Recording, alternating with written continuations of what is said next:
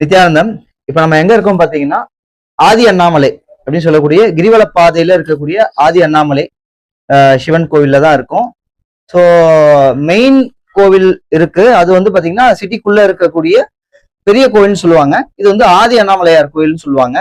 இந்த கோயிலுடைய சிறப்பு என்ன சுவாமிஜி சொல்றாங்க அப்படின்னா, அந்த மெயின் கோவில் இருக்கக்கூடிய அண்ணாமலையாரா நம்ம வழிபடக்கூடிய அந்த சிவலிங்கமானது அருணகிரி யோகீஸ்வரருடைய ஜீவ சமாதி. அதை தான் நம்ம வந்து அண்ணாமலையாரா நம்ம வழிபட்டுட்டு வரோம்.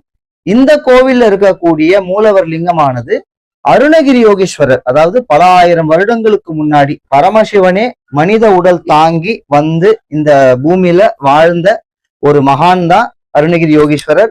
அவர் உடலில் இருக்கும் பொழுதே தன்னுடைய சொந்த வழிபாட்டிற்காக இந்த லிங்கத்தை பிரதட்ச பண்ணி, அவருடைய சொந்த வழிபாட்டுக்காக பிரதட்ச பண்ணி அவர் வழிபட்டுட்டு வந்த லிங்கம் தான் இது. சோ இது அந்த காலத்துல வந்து இது ஒரு காட்டுக்குள்ள இருக்கக்கூடிய ஒரு கோவிலா இருந்தது. இன்னைக்கு இது ஒரு சிறிய கிராமமாகவே மலர்ந்திருக்கு. சோ இந்த மாதிரி, அதாவது சுவாமிஜி அடிக்கடி சொல்லுவாங்க, அதாவது நம்மளுடைய ஆன்ம அனுபூதி, நம்மளுடைய அக குப்பைகளை வந்து வெளியே தள்ளுவதற்காகவும் நம்மளுடைய அகம் சுத்தமாவதுக்கு கண்டிப்பா உருவச் சிலையோடைய வழிபாடு நமக்கு அவசியம் அப்படின்னு நிறைய சொல்லுவாங்க.